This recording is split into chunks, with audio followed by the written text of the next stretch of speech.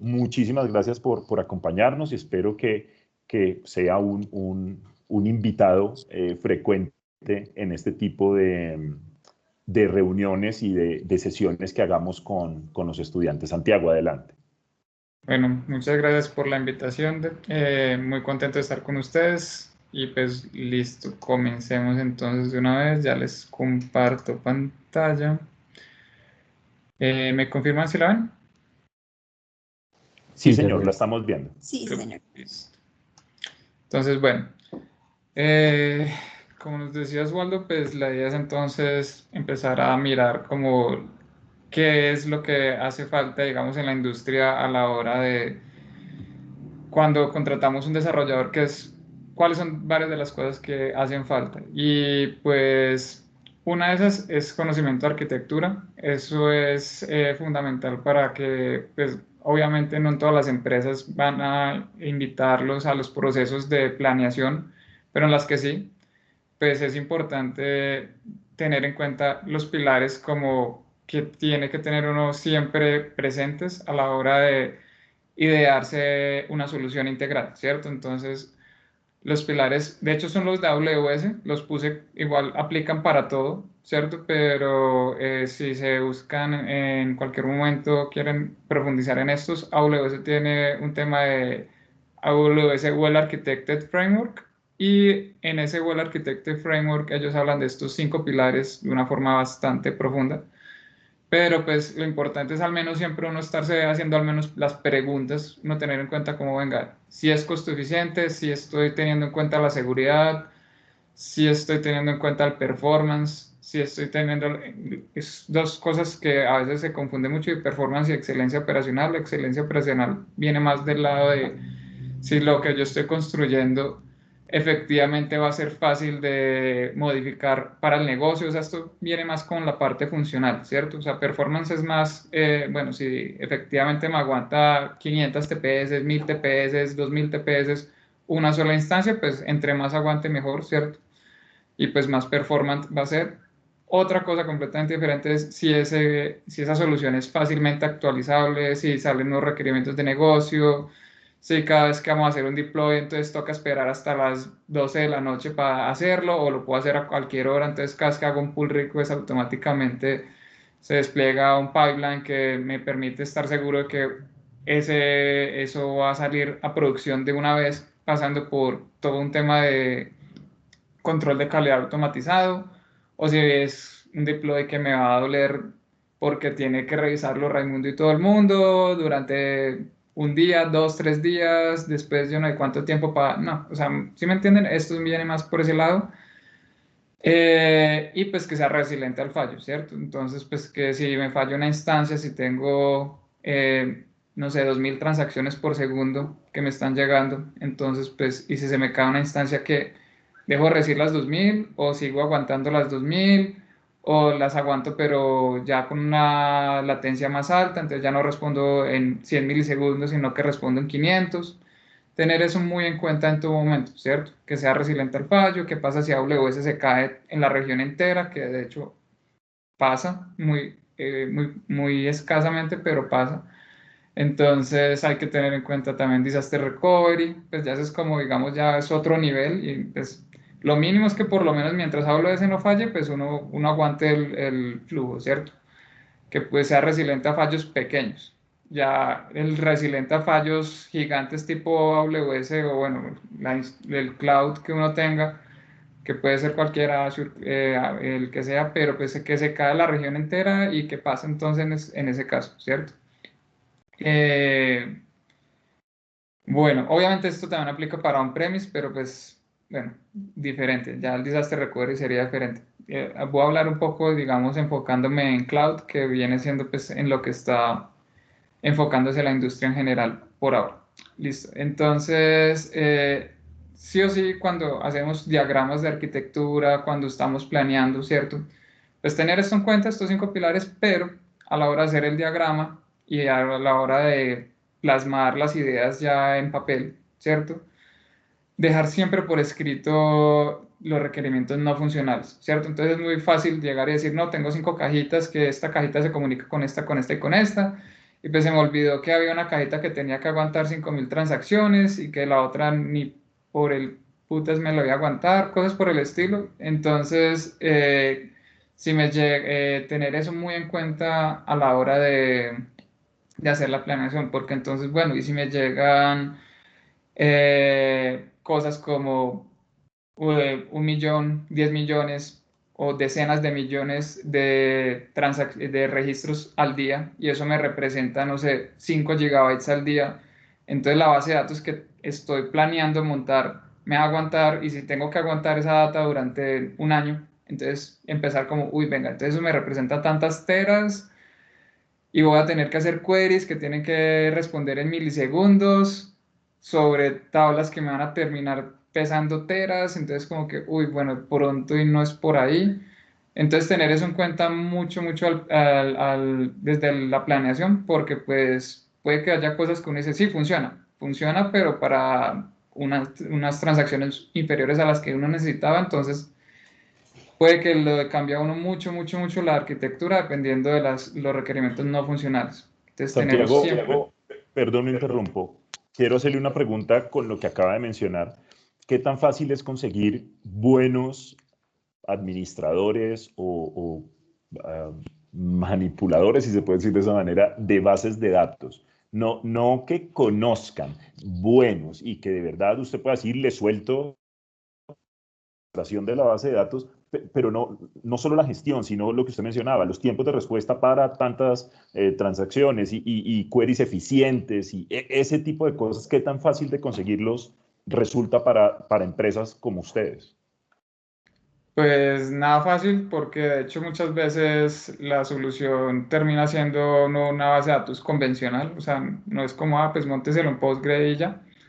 Entonces, pues muchas veces solamente el conocimiento de que ya no es una base de datos relacional, sino es otra, bien rara, que no es muy común en el mercado, pues ya implica como, bueno, que pucha, o sea, por sí conseguir muy buenos en optimización de queries en SQL no es fácil. Pero encima de eso, que sepan optimizar queries y todo lo demás en otro tipo de bases de datos, pues todavía más difícil. Entonces, pues realmente casi siempre termina siendo es quien llega y se enfrenta ya al reto, pues coger y estudiar y meterse a buscar y dele documentación, etcétera, hasta que aprende a optimizar. Entonces también es como mucho de tomar la iniciativa, ¿cierto? Y o sea, uno lo aprecia demasiado cuando llega alguien y ve, me encontré que esto y esto y esto se puede optimizar. O sea, eso es de las cosas que uno dice como, amo a este tipo, es lo máximo y es el tipo de cosas que la iniciativa tiene que ser mucho de la persona porque pues si uno llega como un líder y le dice, no, pues optimíceme esto. ¿Y cuánto tiempo se va a demorar? Entonces, leyendo documentación por allá. Entonces, el líder no sabe, como no sabe, y no sabe si lo va a lograr y si vas a terminar es perdiendo el tiempo poniéndole esa tarea a la persona, pues muy probablemente diga, no, pues más bien lo pongo a hacer X, Y, Z cosa diferente y me quedo yo con la optimización y más. Entonces, la gente que toma la iniciativa y empieza a proponer sin que se lo pidan, es súper, súper, súper, o sea, de las cosas más bacanas que pueden hacer como ingenieros. Gracias, Santiago. Adelante.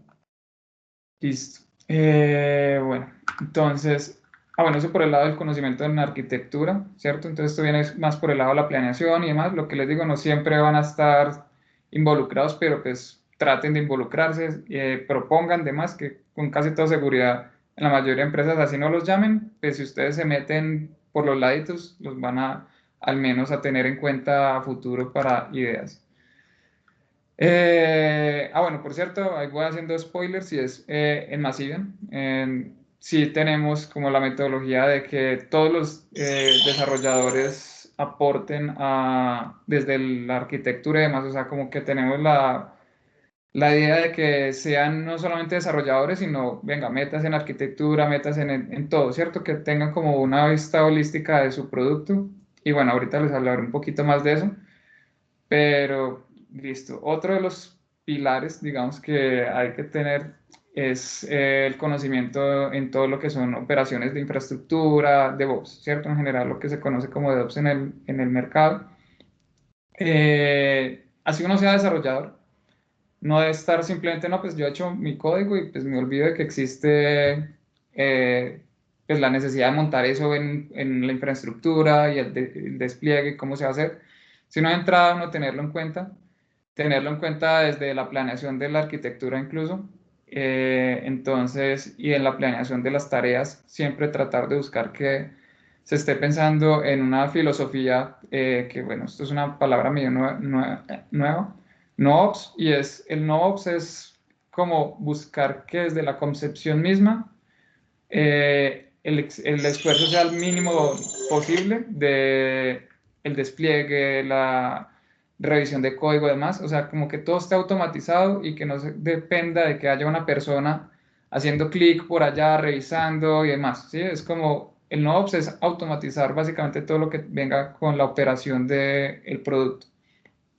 Entonces, para eso, no solamente es el tema de automatizar despliegue continuo y CI/CD, no solamente hacer pipelines de CI/CD, sino también la infraestructura como código, ¿cierto? Porque si la infraestructura depende de que se haga a mano, muchas veces va a depender de que entonces, en mi entorno de pruebas sí funciona y en mi entorno de producción no. Y es de lo más común que pasa cuando se hacen las cosas a mano, porque entonces en el de producción sí se ponen todos los temas de seguridad, entonces el tema de que el puerto X no está abierto, el puerto, no, bueno, cualquier cosa rara que pueda haber de seguridad, sí se hace en producción.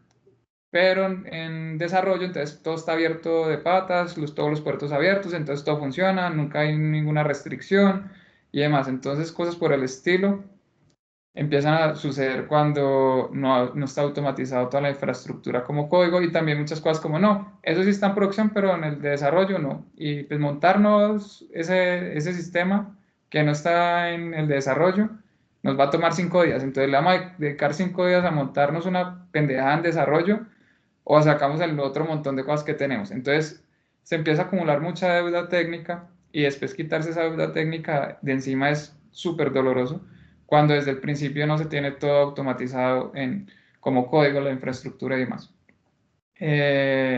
Bueno, lo que le está hablando, los pipelines de CI/CD, ideal si de entrada se ponen herramientas como de análisis de códigos tático y como Sonar y demás, que por cierto, por ejemplo, Sonar Cloud tiene cosas como integración en las que le hace comentarios automáticos al pull request, entonces automáticamente en los lugares donde el código tiene problemas o de duplicidad de código o de bug o algún problema de seguridad o lo que sea, te pone el comentario, mira, aquí está, por favor resuélvelo. Entonces son cosas bien bacanas que si se le empiezan a meter a todo el flujo desde el inicio, pues uno empieza a desarrollar desde el inicio sin deuda técnica, ¿cierto? O sea, uno mantiene los bugs en cero, uno mantiene los issues de seguridad en cero, uno mantiene el código duplicado en cero, etcétera, etcétera. Así no tenga cosas como test unitarios, porque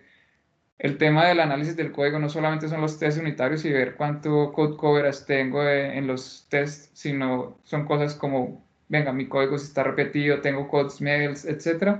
Y de esa forma, si se mete desde el principio del desarrollo, pues no va a llegar por allá después de 2 años y bueno, vamos a analizarlo y esa cosa vuelta a nada con 1000 bugs y yo no sé cuántas y pues si nos tomamos un mes para quitarnos esa deuda técnica o no, pues va a ser una decisión muy difícil para negocio. Entonces, pues obviamente esto aplica mucho para el mundo ideal en el que uno empieza un código desde cero, muchas veces va a tocar cosas como, bueno, tengo un proyecto, un producto que tiene 5 microservicios y me toca meterle un sexto, los 5 viejos no lo tienen, se lo meto al nuevo o no, entonces es como, pues en la medida de lo posible traten de, si les dan el tiempo extra o lo que sea, y si ustedes llegan con la propuesta de, venga, metámosle a esto, por esta razón, o sea, tratar como de proponer y con razones de peso, ¿cierto? Pues más fácil que de pronto el negocio les diga, bueno, listo, empecemos con este sexto componente y empecemos a meterle todo bonito, ¿cierto? Como para hacer una prueba de concepto y demás. En los casos en los que los productos de donde lleguen no tengan este tipo de cosas, pues propónganlas, tenganlas muy en mente y pues las ventajas y desventajas estudien para que puedan llegar, sí, mira, yo ya me hice mis ejemplos que hice en la universidad, cosas en las que le metí SonarQB, y intenté esto y esto y esto, y leí sobre Blue-Green Deployment, que se puede hacer con estas herramientas. Bueno, no sé si sepan qué es Blue-Green Deployment y Canary Deployments. Blue-Green es básicamente que me voy desplegando unas instancias del código, la nueva versión de a poquito. O bueno, mentira, no a poquito, sino las despliego. Entonces, si en algún momento mis instancias deseadas son 3 instancias de código corriendo, cuando yo hago un despliegue puedo llegar a tener 6. Y mientras las tres nuevas tienen un periodo de estabilización en las que automáticamente se les empieza a mandar tráfico. Y si el tráfico, los health checks están bien, el tráfico responde bien, etcétera, automáticamente el sistema dice, bueno, ok, entonces efectivamente el nuevo despliegue está bien, puedo coger las 3 instancias viejas y borrarlas, ¿cierto? Entonces es como desplegar, como mirando ahí cómo es la cosa, pero de forma automatizada y no como alguien que se mete a una máquina, entonces voy desplegando máquina por máquina a manito, sino como algo automatizado, ¿cierto? Y el Canary Deployment lo que hace es algo muy similar, pero con porcentajes. Entonces uno puede en el Canary Deployment decir, el 10% de mi tráfico lo voy a mandar al código nuevo. Si después de X tiempo todo va bien, entonces empiezo con el 20. Si todo va bien, empiezo con el 50. Si todo va bien, me paso ya al 100%, algo así. Entonces son dos formas como de despliegue en la que uno va mirando si todo va bien y si sí, va tomando acciones, pero de forma automatizada, ¿cierto? O sea, todo esto que les comento no es que alguien esté haciendo cosas manuales, sino que de entrada uno tenga todo automatizado. Bueno, ¿tienen dudas aquí? ¿Comentarios? Antes de continuar. Hasta aquí, hasta este momento no veo manos levantadas. No sé si alguien tiene alguna inquietud. Si no, pues adelante, Santiago. Entonces, por último, pues ya es como, bueno, que el código, que sí tengamos un tema de un clean code, o sea, por lo menos si no, la empresa no tiene un tema de clean code estandarizado para todos, o sea, como unas reglas que digan, miren, el clean code mínimo en esta empresa es esto, y las capas de código para un API, las capas de código para un worker son estas y estas, propónganlos, ténganlos ustedes muy en mente como, venga, estas son las capas que yo tengo y las propongo por esta razón, y pues buscando siempre como, digamos, la lógica de keep it simple. A veces, ¿por qué les digo lo de keep it simple? Porque he visto código de gente super senior que se pega una enredada, o sea, da 5000 vueltas y tiene 20 veces más código para hacer la misma cosa que alguien junior que simplemente lo hizo sencillo, porque el junior no estaba pensando en utilizar los 1000 conceptos raros por allá de programación que buscó, y el senior estaba buscando lucirse y hacer cosas por allá bien fancy, pero en realidad en código lo mejor es bien, mantenerlo simple, más aún si están haciendo microservicios. Es como a veces un microservicio tiene, si de verdad está muy bien pensado desde el inicio y de verdad tiene una única responsabilidad, realmente el código fuente que debería tener no debería ser demasiado, debería ser relativamente pequeño, pues a menos que de verdad sea un microservicio que tenga una responsabilidad bien, bien pesada.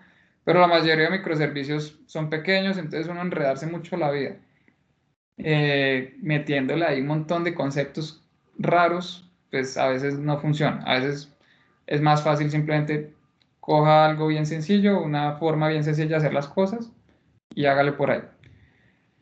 Entonces, dentro de eso está el tema de pues, tener en mente mucho que los objetos deberían ser, pues, o sea, aquí en este link, si quieren, es que bueno, no creo que nos dé tiempo como para meternos en detalle con esto, pero el tema es siempre pensar en los objetos que tengan como vida propia, que tengan de verdad, que sean como, pensar como si fueran personas a las que yo les puedo delegar responsabilidades, ¿cierto? Entonces una cosa que es preferible, una persona que yo le pueda decir, necesito que vayas y hagas las compras, y que la persona automáticamente sepa que tiene que ir caminando hasta tal parte, cogerlas, hacer el mercado, revisar que sí le cobren bien y pues llegar con las cosas, o que yo le tenga que decir, no, mira, tienes que ir allá, coge esto, ve al cajero, acuérdate de ir, y, o sea, que yo le tenga que dar un paso a paso, o que de entrada yo simplemente le dé una sola orden y él vaya y haga todo. Entonces,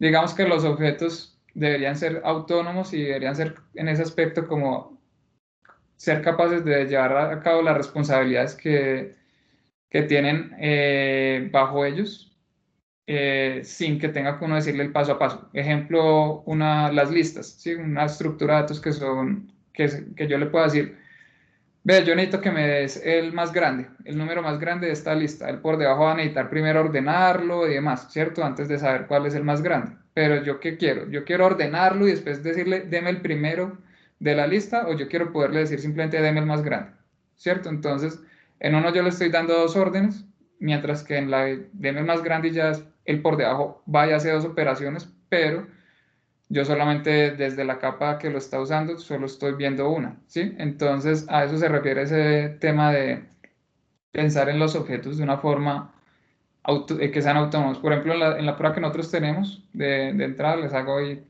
una ayuda, un spoiler, por si algún día la hacen. Es una ruleta, ¿cierto? Que tiene apuestas. Entonces, ¿yo qué prefiero? ¿Tener que el objeto ruleta pueda ser capaz de cerrarse solo, o yo quiero que tenga simplemente 5 atributos y yo manualmente desde algún otro lado, desde un servicio, lo que sea, cojo y modifico la entidad y empiezo a hacerle? Entonces ahora la entidad ya tiene este estado. Entonces modifico el atributo estado.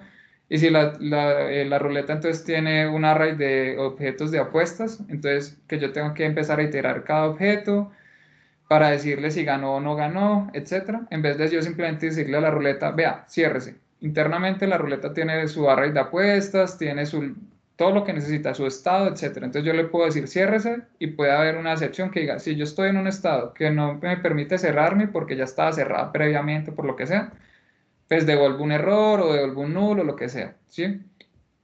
Pero de esa forma, quien esté utilizando la entidad ruleta, si se utilizan 20 casos de uso diferentes, de los 20 podrán cerrarla fácilmente, en vez de que haya 20 casos de uso y por ende 20 implementaciones de cómo se cierra la ruleta. Entonces, ese tipo de cosas son como tratar de mantener el código limpio, y demás, y con objetos que sí sean como eh, pues, autónomos.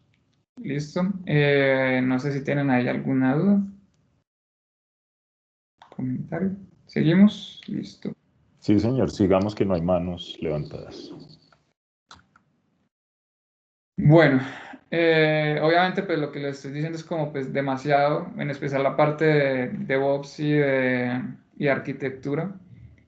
Entonces pues quería decirles como, bueno, pues si no tengo todo esto, entonces ¿qué hago cuando llega una empresa que pues me van a lanzar allá al agua y pues, o sea, cómo empiezo a obtener todos estos conocimientos? Entonces pues por un lado era que de entrada es hacerse muy consciente de lo que me falta, ¿sí? Es como si yo sé que me falta en arquitectura, pues de entrada poder decir en una entrevista o cuando llega donde mi líder técnico, decir, vea, yo tengo estas falencias, soy fuerte en esto, y pues tener como de entrada uno de pronto como una propuesta de, tengo este plan para empezar a llenar los huecos, ¿sí? Muy probablemente si ustedes les llegan a su líder técnico y demás, con propuestas de cómo llenar los huecos, y de entrada le están diciendo, ve, yo soy fuerte en esto, yo me tengo falencias en esto, pues de entrada no es que les vayan a poner a hacer una cosa que ustedes no van a saber, se queden callados y que después de 2 semanas llegue como, bueno, ¿y cómo van? No, llevados del putas. Entonces, que sea como, bueno, listo, tener súper clave, es clave entender las falencias y como los huecos y los vacíos, empezar a llenarlos y tener un plan. No tenerle miedo en las entrevistas y en las discusiones técnicas, supongamos que los lleven entonces a una discusión de cómo vamos a hacer la arquitectura nueva de un producto, ¿cierto? Y pues en la discusión está metido el líder de ustedes, para acabar de estar de pronto está el líder de ustedes, y bueno, Raimundo y todo el mundo. Entonces, que les dé miedo hablar y demás, quítenle el miedo, ¿cierto? Si tienen de pronto miedo, de pronto es una empresa no tan abierta a los comentarios, entonces pues otra estrategia sería como pues después de la reunión, anótense todas las dudas y los comentarios y díganselo entonces a su líder directamente, pero no se queden callados. O sea, no se queden callados de que nunca, que digan, no, pues estamos metiendo la pata por allá pero pues como lo dijo mi líder o como lo dijo X o fulanito, pues yo hago caso y para allá voy. Y entonces una de las cosas que más se aprecia, digamos, también es la gente que por más junior que sea y demás, levanta la mano y dice, no, yo creo que estamos metiendo la pata, vamos por mal camino, yo veo esto y esto y esto y esto y esto. Y pues créanme que meter la pata, eso no se quita, o sea, yo meto la pata cada rato en las reuniones, ¿sí? O sea, yo llego y digo, ve, hagamos esto, cuando por allá alguien me dice, no, Santiago, pero mira que si hacemos eso, la cagamos por esto y esto, uy, sí, tienes toda la razón, olvídense que dije eso, ¿sí? Entonces es como quitar ese miedo y pues todos los niveles de seniority siempre van a decir en algún momento cualquier bestialidad que no tiene nada que ver, pero si uno tiene miedo de aportar, pues entonces grave, porque no va a poder hacer crecer a su equipo y demás. Y además tampoco va a crecer uno mismo, porque pues, una de las principales formas de uno darse cuenta de las falencias o de conocimiento que uno cree que tiene, pero lo tiene de pronto no tan bien, es decirlo, decir las cosas, foguearse y darse cuenta, uy, venga, de pronto no entendía tan bien este concepto, de pronto me faltaba este conocimiento y se da cuenta uno de estrellándose. Entonces quitarle el miedo y hablar. ¿Qué más? Bueno, hablando de las bases de datos, como dijo Osvaldo, esa es una de las principales cosas que si uno llega con un buen conocimiento de bases de datos, eso es un plus, pero enorme, enorme, enorme, enorme.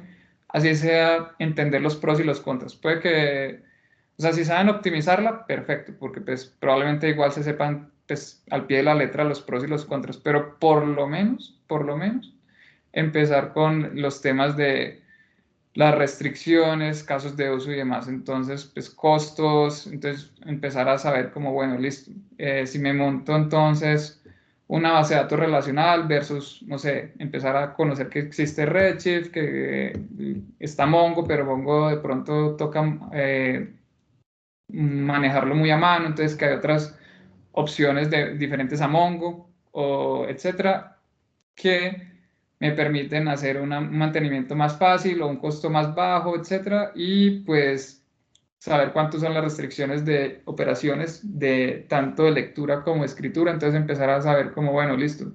Yo sé que en las bases de datos SQL es fácil montarse réplicas de lectura, entonces por ende yo puedo escalar horizontalmente las lecturas, pero siempre sí o sí, pues bueno, sí hay unas multimaster, pero es bastante costosas y enredadas de montar. Bueno, nuevamente hay Aurora de Amazon sí permite multimaster, pero es costoso, como les digo. El caso es que saber muy bien cómo venga. Mis restricciones son de lectura o son de escritura. Si son de escritura, pues si alguien por allá dice, no, pero tranquilos, no hay problema porque a pesar de que tenemos, no sé, 10.000 operaciones de escritura por segundo, pues nos montamos una réplica y sale. Nada, baila, esa opción no es válida porque si la restricción es de escritura, una réplica no va a funcionar, ¿cierto? Cosas tan simples como esa y pasan mucho que o los equipos no saben de ese tipo de cosas. Hay equipos todavía que, por ejemplo, si ustedes llegan y les dicen, venga, podemos montar una réplica de lectura, que queden como, ¿y eso qué es? ¿Cómo funciona? ¿Cierto? Entonces, ese tipo de conocimientos son muy importantes porque les van a permitir aportar, saber si alguien está diciendo de pronto una cosa que no va a funcionar de entrada, porque lo que les digo, una réplica entonces no va a quitarnos la restricción de escritura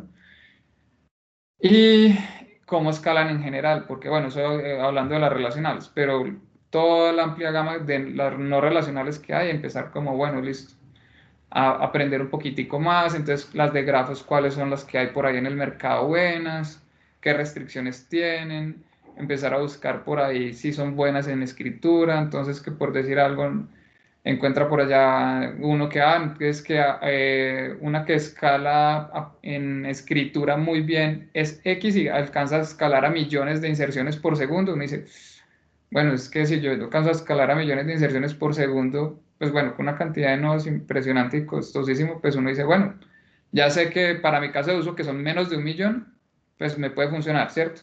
Y ya empiezo a ver, ok, ¿Me funcionan los costos o no? Etcétera. Entonces, importante empaparse de bases de datos porque son de las cosas más importantes a la hora de solucionar problemas.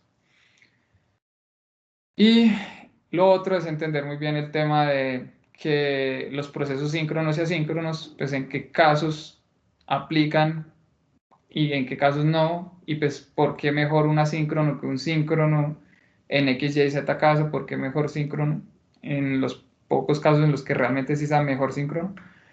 Entonces, como entender eso muy bien, tenerlo súper presente, poder decir, no, es mucho mejor hacer una cola, porque entonces mira que estamos desacoplando esto y esto y esto y esto, y uno entender muy bien todas las implicaciones que tiene hacer procesos asíncronos y las mejoras que eso implica sobre la arquitectura en los 5 pilares. De hecho, mejora mucho el tema devolviéndome aquí, a la resiliencia al fallo, me va a mejorar mucho la resiliencia al fallo, probablemente me va a mejorar también la excelencia operacional y hasta, o sea, mejor dicho, hay muchas cosas que aquí, y costo eficiencia también probablemente me lo mejore enormemente. Entonces hay muchas cosas que le apunta, cosas tan simples como, ok, vamos a proponer procesos que manejen temas asíncronos, ¿cierto? Con colas. Bueno, nuevamente, dudas, continúo. Pareciera que no hay dudas hasta ahora. Listo. Ah, Bueno, pero yo sí, entonces, antes de hablar de Massivian, yo sí tengo varias dudas, entonces no sabía si seguía algo más. Digamos que aquí hasta ahora nos ha presentado como conocimientos generales que espera uno que tengan los estudiantes. Nosotros pues tenemos una asignatura que se llama arquitectura de software y tenemos otra asignatura que se llama arquitecturas empresariales y entonces entre las dos asignaturas cubrimos como aspectos de propuesta de arquitectura y la implementación de esa arquitectura la vemos luego en una asignatura que se llama Innovación y Emprendimiento con TI, donde tienen que pues, aplicar todo esto que están haciendo y pues a la arquitectura no se llega, digamos, en blanco, sino que tenemos una serie de asignaturas previas para que para que lo tengan y complementamos con el área de infraestructura y tenemos pues asignaturas en seguridad y en redes y en sistemas operativos y bueno, ese tipo de cosas. Entonces yo espero, digamos, quedar tranquilo con esto que menciona. Pero en cuanto a lenguajes, a herramientas, a conocimientos técnicos particulares, digamos, no generales como los que nos ha mencionado hasta ahora, sino un poco más eh, particulares. Habló, no sé, de Mongo, habló de otras herramientas, si se puede decir de esa manera, o de conocimientos particulares que se desean tener. ¿Cuáles otros? No sé, en lenguajes de programación, en herramientas. Mencionó por aquí algunas herramientas para mirar código limpio y para otras cosas. ¿Qué otro tipo de conocimiento sienten ustedes que es difícil encontrar cuando hacen entrevistas de vinculación de jóvenes profesionales o de recién graduados o de practicantes? listo. Entonces, pues aprovecho y les muestro rápidamente cosas como de una arquitectura real, de uno de los productos que tenemos. Entonces, herramientas como, por ejemplo, pues nosotros estamos en AWS, ¿cierto? Entonces, temas como la autenticación con Cognito, ¿cierto? Para que los tokens y todo esté manejado no por uno, sino pues con Amazon. Entonces, Cognito es una herramienta muy importante para la autenticación, aprenderla a manejar, aprender o sea, cómo funciona y qué le ofrece a uno, ¿cierto? Redis, bueno, cachés en general, pero pues Perdón, ¿Cognito es un servicio de Amazon Web Service o se vincula? Cognito lo que te hace es te maneja un pool de usuarios. Él tiene para manejar pool de usuarios, entonces él te maneja todo lo que es la creación de usuarios nuevos. Entonces vos le puedes meter ahí la creación y él internamente deja encriptado y no permite que nadie acceda a las credenciales, por ejemplo. Entonces de entrada ya es como te quitaste el dolor de que, bueno, y si yo tengo eso en base de datos, me toca entonces encriptarlo para que la contraseña no quede ahí expuesta a que cualquier persona llegue. Entonces, y la lea, sino que de entrada te tiene ese tipo de cosas, te genera los tokens, te hace un manejo de una vez de un montón de cosas relacionadas a los JWT y pues de una vez es como tercerizar todo lo que tiene que ver con el manejo de la autenticación, ¿cierto? Entonces, esto te permite igual que sea federado, entonces autenticación federada quiere decir que vos podrías ingresar con tus credenciales de Google a tu aplicación y no te va a tocar enredarte la vida de, uy, ¿cómo carajos hago yo para que con las credenciales de Google?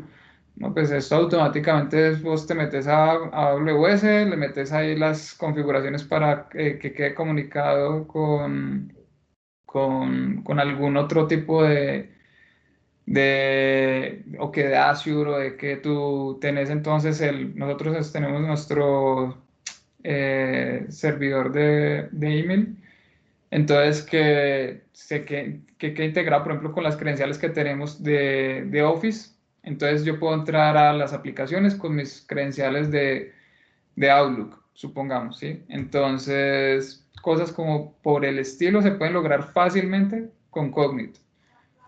¿Qué más? Entonces, Cognito, hay un tema, bueno, con Cloud Accelerator, hay muchas cosas de AWS en la capa de recepción de las peticiones, ¿cierto? Entonces, pues la más usada es entender los balanceadores y las diferencias entre el Network Load Balancer y una Application Load Balancer, que bueno, son bastantes, pero pues se las pueden leer. De hecho, Amazon mismo, cuando uno entra a la página de los balanceadores, le explica a uno, vea, utiliza un load balancer en estos casos y un network load balancer en estos casos. Entonces, eso muy pocas personas lo saben. Entonces, si ustedes de entrada, cuando llegan a proponer una arquitectura, vean, no, nos sirve más el network load balancer por esto, esto, esto, esto, esto. Y que al que no le crea, uno puede decirle, vea, si quiere, nos vamos y miramos en AWS qué es lo que habla de los dos y las diferencias. Entonces, esto no es tan difícil de aprender y sí puede ser un buen conocimiento que tengan. El tema de dockerizar y de tener todo con algo que maneje los Docker, no necesariamente tiene que ser EKS. De hecho, el servicio de Amazon que nosotros usamos es SS y pues hace en realidad básicamente todas las funcionalidades que le entregaría a uno de EKS. Lo que sí es que termina uno ligándose a Amazon, digamos en ese aspecto, uno puede decir, ah, sí, soy multicloud. Si uno quiere multicloud, entonces esa es una de las grandes ventajas que ofrece Kubernetes y me puede pasar a la nube de Azure y demás, pero honestamente, eso son como, es de verdad hacer una estrategia multicloud es un dolor de cabeza bestial y además no pueden empezar a utilizar cosas como, por ejemplo, entonces aquí SQS es una de las herramientas serverless de Amazon para manejar colas. ¿Qué implica que sea serverless? Que pues yo no me tengo que preocupar porque tengo una máquina con 10 GB de RAM, unas 2 CPUs y yo no sé qué, y que el día que yo llegue y le meta más voltaje a eso, se cayó. Sino que SQS eso lo maneja Amazon, yo simplemente le mando peticiones y de escritura y de lectura, para de contar, Amazon se encarga de la alta disponibilidad de esto, de que si tiene que escalar algo por debajo lo escala. Entonces, el tema de manejar ese tipo de cosas, pues SQS tiene una forma, o sea, el SDK de SQS no es el mismo que va a tener el equivalente en Azure o el equivalente en Google, ¿cierto? Entonces, pues, si yo tengo ya acoplado mi código desde mi mismo código fuente que tenga el SDK ahí metido para poder interactuar con SQS, ya lo tengo acoplado a AWS, pues hablar de multicloud y ese tipo de cosas se empieza a enredar mucho porque pues tendría, para que fuera multicloud, que yo por una variable de entorno le dijera, no, entonces ya no lo tira SQS, sino utilice este otro SDK, o sea, si me entienden, se enredaría brutalmente la estrategia si uno quiere de verdad un multicloud. Entonces ese tipo de cosas hay que pensarlas si valen la pena o no el esfuerzo tan bestial que le va a implicar a uno. Empezando porque si es así, pues entonces montarse toda esta infraestructura no debería estar con CloudFormation, que CloudFormation es la herramienta de Amazon para montarse pues toda esta infraestructura como código en el mismo Amazon, sino que tocaría montarla con algún otro código diferente que tenga internamente la variable de lo va a montar en Amazon o lo va a montar en Google o lo va a montar en Azure o donde sea.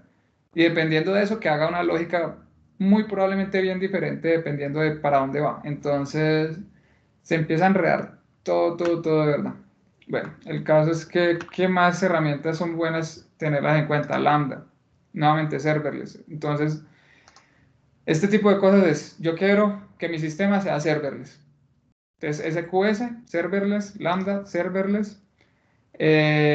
Aurora puede ser serverless, o sea, uno puede tener una base de datos relacional serverless, es medio serverless en realidad, porque lo que uno pone es un parámetro que le implica, que le dice a la base de datos, bueno, yo necesito que usted, después de tantas horas de inactividad, se ponga a dormir, ¿cierto? Y cuando yo le hago una nueva petición, ella automáticamente se levanta.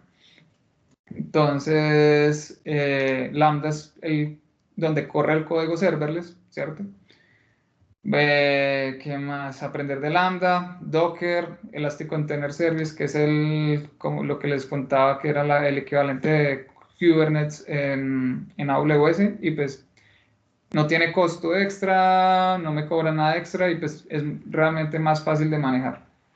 Entonces, como irse por la sencilla y nuevamente no ponerse tan fancy, pues para qué un EKS si me cobran, encima es más enredado y todo lo que me ofrece SS, pues casi todo está en el SS y no necesito el EKS.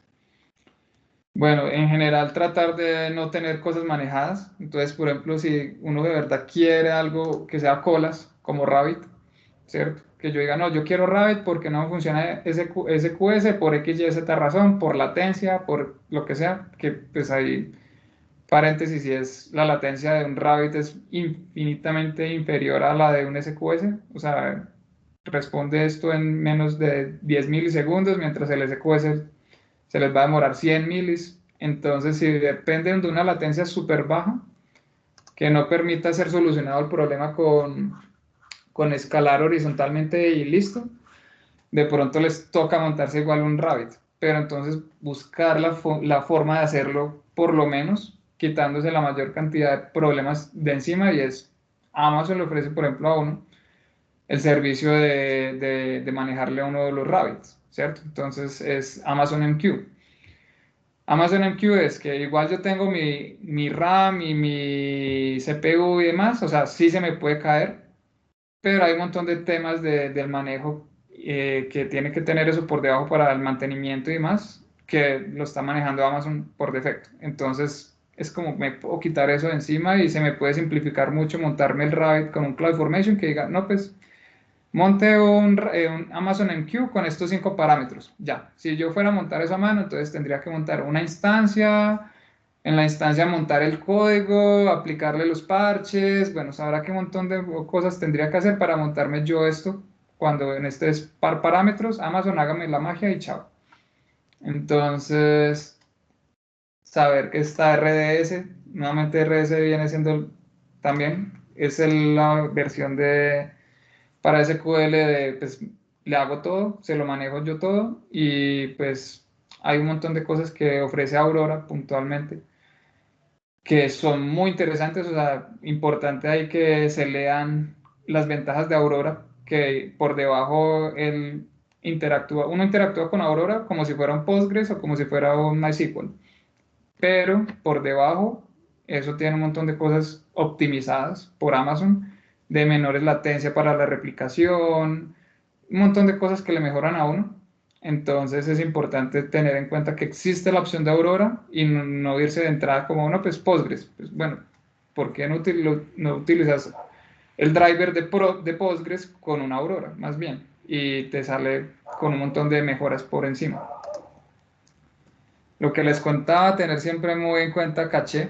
Entonces, Amazon nuevamente también maneja, es un tema que me maneja el Redis. Entonces yo le puedo fácilmente montar un clúster de Redis con par parámetros y Amazon hace toda la magia por uno para montarlo, pero pues ahí también la cosa es entender muy bien cómo se utiliza, ¿cierto? O sea, los casos de uso Redis, por qué Redis no solamente es una caché simple, key value, tiene un montón de cosas que puede servirle a uno. De hecho, por ejemplo, puede servir para cosas como rankings. Entonces, no sé, si yo tengo un sistema de videojuegos y quiero hacer un ranking de cuáles son los top scorers y demás, y poder estar actualizando ese ranking de forma concurrente, un montón de cosas, Redis me lo soluciona.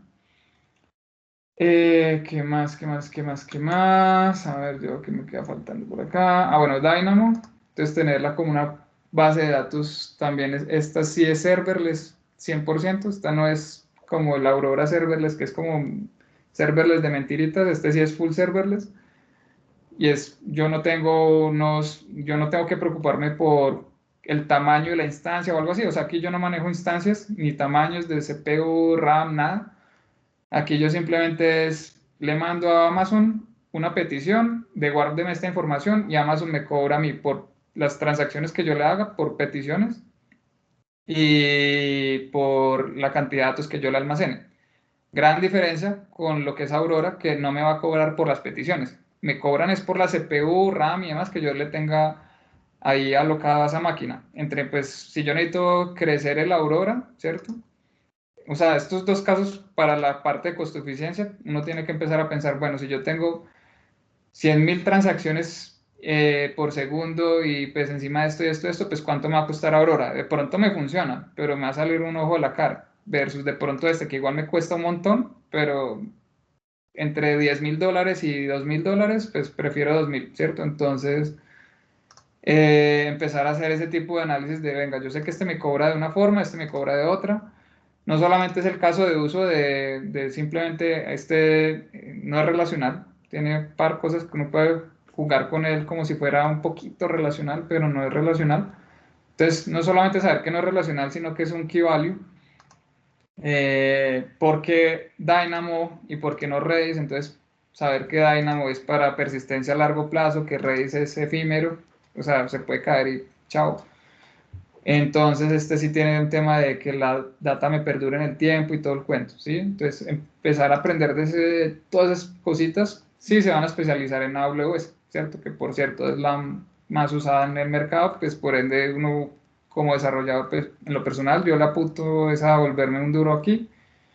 Así no sepa mucho de otras nubes, si en algún momento llego a otra, pues igual sé que probablemente haya el equivalente de esto en Azure, en Google, lo que sea así. Entonces, si yo sé que ahí está el equivalente, pues me busco en Google, bueno, DynamoDB en Azure, y probablemente me va a salir un blog que diga el equivalente es este. Ah, bueno, y entonces ya empiezo o sea, a darme cuenta que probablemente igual los conceptos sí se pueden aplicar igualmente de una nube a otra, con par diferencias. Obviamente, pues toca es entrar a leer cuáles son las particularidades de la versión de Dynamo en Azure. ¿Qué más? Bueno, no sé si sigo por aquí, porque no sé cómo estemos de tiempo, porque por acá todavía quedan unas buenas cuantas cosas. Si quiere, coméntenos un poco de esta última parte y damos espacio a la presentación de Massive como organización. Listo, entonces otro tipo de cosas bien importantes, los flujos de streaming de datos, ¿cierto? Entonces, cuando yo tengo un flujo de datos enorme, enorme, enorme, enorme, y si encima de eso lo va a consumir un montón de consumidores que hoy son 2, pero el día de mañana pueden ser 5, ¿cierto? Entonces, el streaming de datos debe pensarse de entrada es en que sea fácil el día de mañana meterle más consumidores a eso, sin que yo tenga que ver, porque entonces si los datos me llegan de este flujo, ¿cierto? Entonces supongamos, aquí tengo un código corriendo que me está generando eventos, ¿cierto?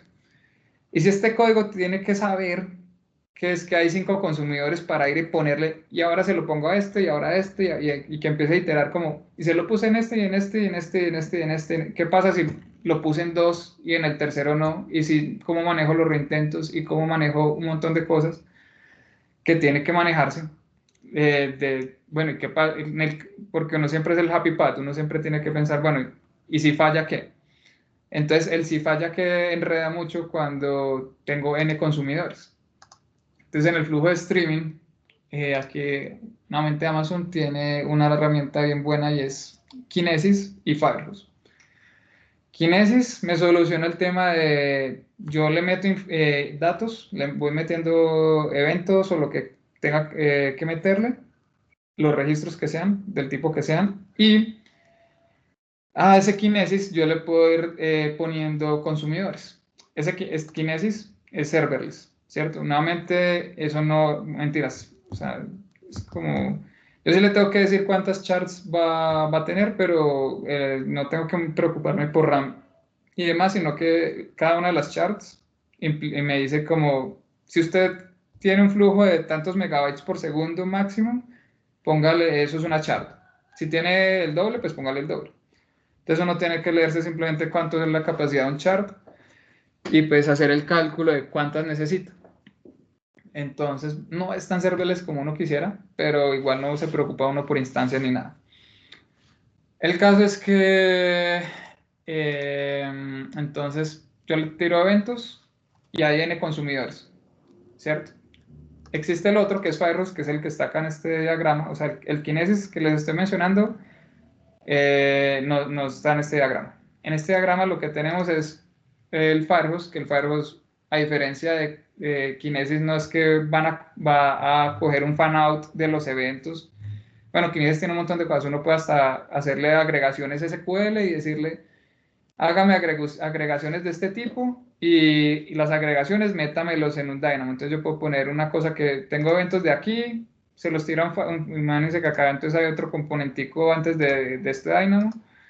Y aquí estoy haciendo agregaciones con ese Kinesis y las agregaciones él me las va metiendo acá, pero ya agregadas, ¿sí? Entonces él no me está metiendo los registros uno a uno, sino que él está haciendo una agregación de algún tipo y metiendo las agregaciones cada vez que se cumplan X condiciones en esta base de datos, ¿cierto? Entonces, eso me quita a mí la necesidad de, si yo no tuviera eso y yo lo que quiero guardar en esta base de datos fueran agregaciones, pues yo tendría que esperar a que le llegue esta información, la vaya guardando, de alguna otra forma yo saber hasta cuándo voy a guardar esa información para llegar y agregarla, o estar haciéndole operaciones a esta agregación y que la agregación la haga acá uno a uno. Entonces, le estaría dando durísimo a esta base de datos si el flujo es de miles de peticiones por segundo, ¿cierto? Entonces, ese tipo de cosas son las que se pueden hacer con Kinesis. Bueno, ese y otras cuantas. Y con Firehose lo que se puede hacer es un flujo de eventos que él lo que hace es, no sé si sepan qué son parquets, pero los parquets son archivos en los que se guarda la información columnarmente. Si hay algo, pues, se buscan la diferencia de, es que se me olvidaron los dos nombres, las dos formas de guardar información columnar y por filas. Pero bueno, el caso es que los parquets son formatos columnares de datos.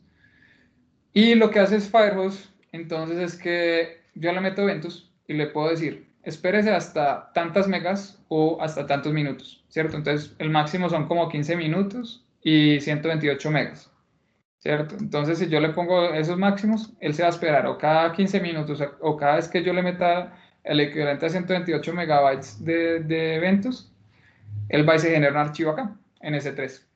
S3 es donde pues, la solución de Amazon para guardar archivos. Y pues de ese S3 uno puede poner a una base de datos como Redshift, que es para un data warehouse, a que esté leyendo. Entonces, lo que hace uno acá es, los data warehouses no están optimizados para inserción, están optimizados para hacer queries bien pesadas sobre millones de datos y demás. Entonces, la solución para que uno no coge, le inserte esos millones de eventos que están llegando es, tengo acá este buffer, me aguanta, me está convirtiendo 1 millón de peticiones en una, o millones de peticiones en una sola petición, en un solo parquet, y cuando está acá, se le dice a oiga, venga, hay un archivo aquí, venga y tráigaselo. Eso estaba integrado, o sea, Amazon hace toda esa magia negra por detrás con par comandos que uno le pone, y él empieza a copiar la información, ¿cierto? Entonces, yo tengo acá ya mi data warehouse de eventos, ¿cierto? Y sobre entonces empezar a hacer cosas de migración, de ETLs y demás. Entonces, por ejemplo, acá en esta arquitectura lo que tenemos es que hay un trigger que dispara un lambda. Ese lambda dispara un Fargate. El Fargate es un Docker que está corriendo. Bueno, los lambdas tienen una limitante y es que pueden correr máximo 15 minutos. Es un límite duro, ¿cierto? Yo no puedo hacer nada con eso. O sea, Amazon definió que 15 minutos es lo máximo que corre un Lambda. Entonces, ¿qué pasa si yo tengo un ETL que corre más de 15 minutos, ¿cierto? Y lo quiero serverless porque no quiero tener una instancia ahí corriendo todo el día, todos los días para que trabaje 2 horas al día. Entonces, lo que hago es un Lambda puede levantar un Docker. Ese Docker se levanta en una cosa que llama, se puede levantar en una cosa que llama Fargate. Fargate es, yo levanto un Docker y por debajo la máquina que está corriendo ese Docker, no me toca ponerle que es un Linux, que sabrá qué cosas y montarme una instancia, sino que Amazon hace magia negra nuevamente por debajo y es, listo, yo le monto ese Docker y lo pongo a correr. Y lo pongo a correr y cuando el Docker termina de hacer su tarea, el proceso puede hacer un kill del proceso, el sistema de Amazon detecta que ese proceso ya murió y deja de correr esta instancia. Entonces, esto es fácil para poner a correr un proceso que yo no sé cuánto va a durar en un Docker, que tiene sus recursos dedicados y todo el cuento, y que apenas haga el proceso muera, esto automáticamente muere. Y sobre eso entonces están ejecutando batch en Redshift, que por cierto Redshift uno le puede hacer cosas como, hey, yo necesito que usted me haga una consulta SQL y el resultado de esa consulta yo necesito que usted me lo genere como un archivo Parquet, que eran los mismos que metíamos acá, ¿se acuerdan? El Parquet.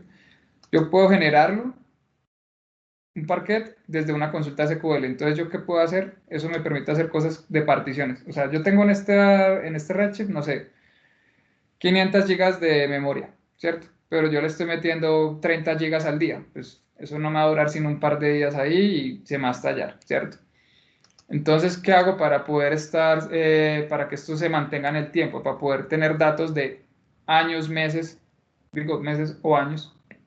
Entonces me toca hacer un proceso de pasar la data en caliente a frío, ¿cierto? Que ese es uno de los ETLs que les estoy mencionando. Entonces el ETL lo que puede hacer es, venga, yo voy a hacer esa consulta sobre Redshift, le voy a decir que el resultado me lo ponga en un Parquet. El Parquet, entonces, el mismo Redshift puede volverlo a consultar en un futuro, o sea, uno le puede decir al Redshift, vea, esta consulta la va a hacer sobre los datos en caliente o la va a hacer sobre los datos en frío. Si está sobre los datos en frío, pues viene a ese 3. Entonces, en ese 3 tiene almacenados los archivos, están particionados. Entonces, particionados quiere decir es si la query mía tiene los parámetros de fecha y usuario, eso quiere decir que aquí yo debo tener como el equivalente a una estructura de carpetas como la que tiene uno en el computador Windows, que tenga entonces año y usuario, ¿cierto? Año / usuario, de forma que lo que hace Redshift por debajo es, él se va a buscar los archivos que estén contenidos solo en esa carpeta, ¿sí? Entonces yo le mando una query a Redshift que le estoy diciendo, yo necesito los datos del 1 de enero al 31 de enero del cliente X y yo tengo la data particionada de esa forma. Él lo que vaya a hacer es, se buscan las carpetas que correspondan a esas fechas y a ese cliente. Entonces, no hacer un scan sobre millones de datos, sino sobre miles de datos, ¿sí? Suponiendo pues que el cliente no tenga sino miles de datos. El caso es, esa es una forma de mandar los datos a frío y mantener las queries optimizadas.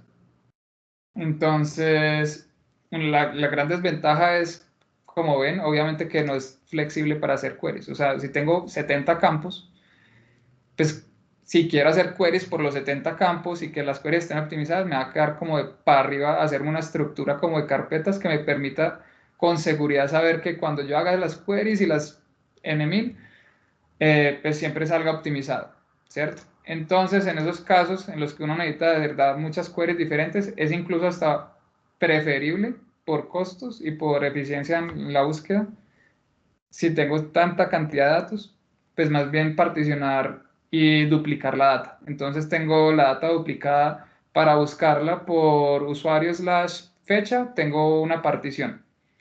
La misma data, pero con partición ya no por fecha y cliente, sino por, no sé, cualquier otro campo que se nos ocurra. Entonces lo tengo en otra partición. Tengo 2 veces la misma data, entonces ya no tengo, si eran 20 gigas, ya tengo 40 gigas. Estoy pagando por 40 gigas, pero a cambio lo puedo consultar rápido, no tengo que enredarme la vida con que entonces necesito más bases de datos o lo que sea.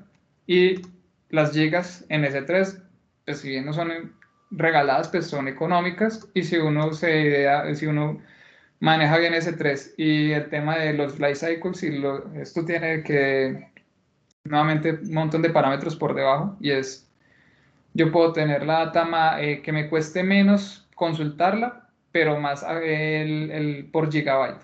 O me cuesta menos por gigabyte, pero cada vez que voy a la consulta me van a cobrar un poquito más. Entonces, todo ese tema, pues uno se lo estudia y mira a ver cada cuánto va a hacer las consultas. Si es muy seguido, entonces pues me voy por la opción de económico en consulta y costoso en almacenamiento. O si es cada 1000 años que voy y lo consulto, pues ponga lo más barato en almacenamiento y lo más costoso en peticiones y cosas por el estilo. Y bueno, con eso es más o menos, les cuento un poquitico de una de las arquitecturas que tenemos, y ahí cubre muchas de las cosas que posiblemente se le presenten a uno en temas de Big Data y demás. Santiago, Entonces, una pregunta relacionada con todo lo que nos ha presentado. Me escucho doble, no sé por qué.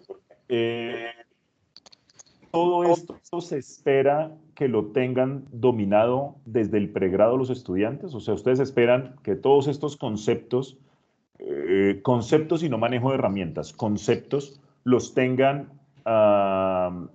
practicantes, por ejemplo, o una persona que haga primer ingreso o no, neoprofesional. no, nunca.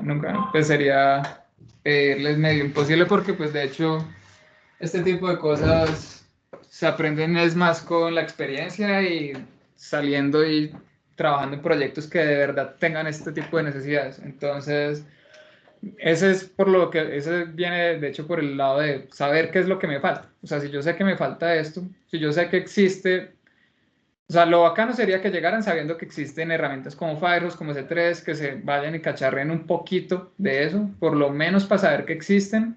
Ya el detalle de el super caso de uso, si me sirve o no, pues de pronto obviamente es pedir mucho que ya lleguen con todo esto y que puedan de entrada, no, pues mira, es que te propongo esta arquitectura y que trata de que se armen todo este bichitos solos de entrada, pues es muy difícil. Pero si saben que existe S3, que existen diferentes tipos de almacenamiento, que existen el tema de pipelines, de streaming de datos, que existen todo este tipo de cosas, como que evita cosas como las que les comentaba de, si yo no sé que existe Kinesis, que me pueda agregar datos para tirarlo a una base de datos como Dynamo, o incluso a una base de datos relacional, creo.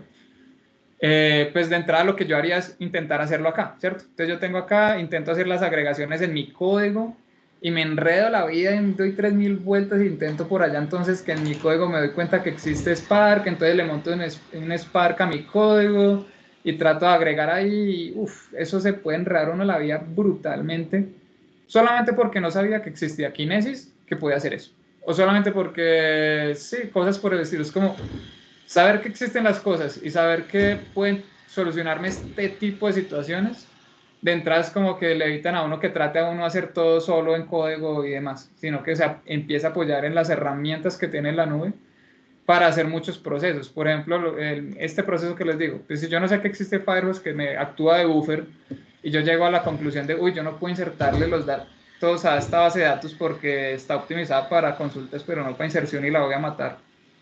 No sé que existe esto, pues yo intento de pronto hacer esta función de un buffer y que aguante yo no sé cuánto tiempo y que me genere la inserción aquí, pero que me la genere en un bache y no uno a uno. Y lo intento hacer en código, sabiendo que pues, era tan fácil como pues utiliza la herramienta de Amazon y ya. Adicionar un Entonces, objeto a la arquitectura. exacto. Santiago, nos quedan 10 minutos para terminar, para que nos presente, por favor, entonces, quiénes son ustedes y qué relación hemos tenido hasta el momento Massif Ingeniería de Sistemas Escuela. Listo, súper. Entonces, pues, de hecho, con la escuela nos ha ido súper bien. Honestamente, pues, los mejores en general de las entrevistas casi siempre son de la escuela. O sea, de verdad siento que la escuela tiene un nivel muy bueno, así que de entrada es como, siéntanse bien por eso. Entonces, la relación con ustedes ha sido súper buena. Tenemos practicantes en este momento. De hecho, los practicantes que entraron 5, los pusimos de entrada en un equipo SWAT. Y la idea es que nos ayuden a resolver los temas más difíciles. O sea, cogimos recién egresados, bueno, de hecho están practicantes, y los pusimos con los temas más duros que tenemos, ¿sí? Entonces, y de hecho están dando la talla. Entonces, súper bien. Por ese lado, Massive, ¿qué es? Massive es una empresa de comunicaciones, principalmente. Solución de comunicaciones para empresas como Bancolombia, bancos, etcétera, ¿sí? Entonces, ¿qué tipo de soluciones son las que tenemos? Aún estamos en varios países, estamos en Perú, queremos de hecho empezar a ampliarnos a más países, ¿cierto? Es una empresa colombiana, pero pues ya la idea es expandirnos a que sea como Latinoamérica. ¿Qué soluciones tenemos? Entonces tenemos SMS, email, voice, WhatsApp, chatbot, push, hub, un tema de creación de los PDFs, landings, entonces que los bancos necesitan hacer a veces, bueno, bancos, etcétera, pero principalmente bancos muchas veces necesitan una landing rápida para, no sé, hacer un comunicado rápido que el área de mercadeo necesitaba, ¿cierto? Entonces, que no toque que ellos se pongan a desarrollar por allá, pues de entrada es como una herramientica que un drop, algo así como un WordPress, pero metido en la solución nuestra para que las personas de mercadeo pues, que ya están utilizando todo esto, pues puedan simplemente coger y meterse ahí sin que tenga que ser alguien que sepa de WordPress. Entonces la idea es que esto sea súper para cualquier persona de cualquier nivel que puedan usarlo. Un tema de automation, que es como automatizar procesos, entonces ¿qué pasa si no me abrieron el correo? ¿Qué pasa si me respondieron el SMS? ¿Qué pasa si en la llamada de voz hundieron X opción? Todo eso para automatizar procesos. Está esta herramienta de automatización y puede integrar varios canales. Entonces puede ser que si yo respondí que sí, me mandaron un SMS preguntándome algo, yo respondí que sí, entonces después me dijeron, por favor, lo vamos a llamar, conteste la llamada y meta su cédula y bueno, bla, bla, y entonces en la llamada ya empiezan a hacer otras cosas, todo ese flujo lo puedo empezar a manejar esto. Sherlock es de seguridad, es un tema de, bueno, saber si podemos o no enviarle información a un celular dependiendo de la probabilidad de que el celular haya sido o robado, demás. Esto viene por el lado, de hecho, de las OTPs, que son One Time Password, y es enviarle mensajería de cualquier tipo a la persona de, vea, esta es su clave para ingresar a la aplicación, ¿cierto? Entonces, antes de enviarlo, bancos y demás que necesitan saber si es posible que haya fraude detrás de ese número porque lo acabaron de cambiar, porque acabo de haber un cosa tipo, yo estoy tranquilo en mi casa cuando me llega, cuando un ladrón o lo que sea logra buscarse la forma para que en claro digan, ah, bueno, sí, vea, se perdió su SIM, vea, hasta la SIM nueva, pero entonces no me la entregaron a mí, sino al ladrón. El ladrón tiene la SIM que ahora está funcionando con mi celular, yo no me doy cuenta, le llega el OTP y me robó el dinero, ¿cierto? Cosas por el estilo, entonces se tratan de evitar con Sherlock. Y bueno, aquí hay un montón de otras cositas que no están metidas, pero esto es como un resumencito rápido. Y pues lo que quería también contarles, ya lo último, es, bueno, cómo trabajamos en Massive y es la filosofía de equipos pequeños, que es tu Pizza Team. Nuevamente nos copiamos de Amazon. Esto es una que ellos proponen y es mantenga equipos pequeños, cohesionados y que sean capaces de solucionar, de apropiarse de un proceso, ¿cierto? De forma como íntegra. En vez de tener, bueno, eso sí es más como particular de nosotros. No lo que tratamos es de tener equipos que sepan, como les contaba, de tanto de DevOps, arquitectura, que se metan en todo, ¿sí? Que puedan aportar en todo, que aprendan de todo y que no sea como, no, pues el equipo de arquitectura por allá es el que se idea las arquitecturas y el equipo de DevOps es el que hace todos los pipelines y el equipo de desarrollo, pues desarrolle y no piense en nada más. Sino que sea como, no, el equipo que está responsable del producto es responsable del 100% del ciclo técnico de él, ¿cierto? O sea, de proponer la arquitectura, de crearse los pipelines de despliegue, de implementar el código, de cualquier cosa, ¿sí? Lo que sí es que, pues obviamente los equipos, la idea es en Massive, pues tenemos unos equipos que son como los más seniors, que están ayudando a asegurar pues que todos estos procesos sí se estén llevando con las mejores prácticas. Pero entonces es más como una consultoría, es más un tema de venga, sentémonos y hagamos código, pero pues después de que nos sentamos 2 días a echar código, pues ya cogieron la idea, entonces ya termina de implementarlo. Entonces como tratar de agilizar la curva de aprendizaje lo más que se pueda, apoyándose en que los más seniors le enseñen a los menos seniors las cosas que les hacen falta y que eso lleve a que el equipo, así sea de varios juniors, pues sea capaz de apropiarse del 100% del ciclo, apoyándose cuando necesiten en los ciclos. Bueno, y pues siempre estamos muy preocupados por el tema de performance. Como vieron, pues el tema de millones de peticiones por día y todo eso es un caso de nosotros en casi todas las arquitecturas y nos llegan demasiadas transacciones por segundo y siempre nos tenemos que preocupar por cosas como, venga, y eso son 5 gigas al día, eso son decenas de millones de registros al día, entonces ¿cómo voy a hacer para mantenerlo en frío, en caliente, etcétera?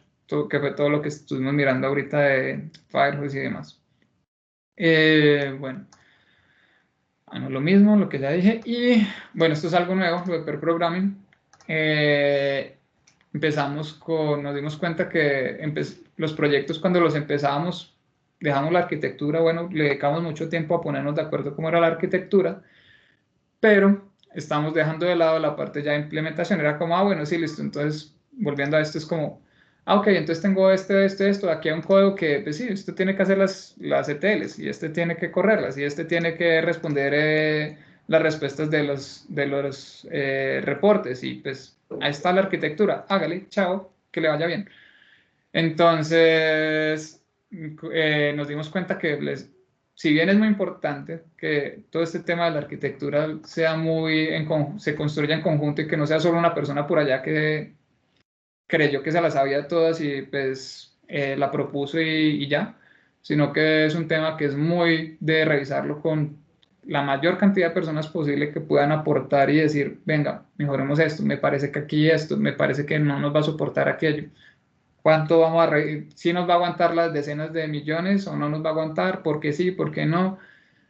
Etcétera, ¿sí? Entonces, lo hacíamos con la arquitectura, pero se nos estaba pasando por alto que también en el inicio de la implementación es muy importante también que uno se siente y haga también ese proceso de, venga, ¿cómo vamos a hacer esto? En vez de que, bueno, tenemos 5 desarrolladores, entonces usted haga esto, chao.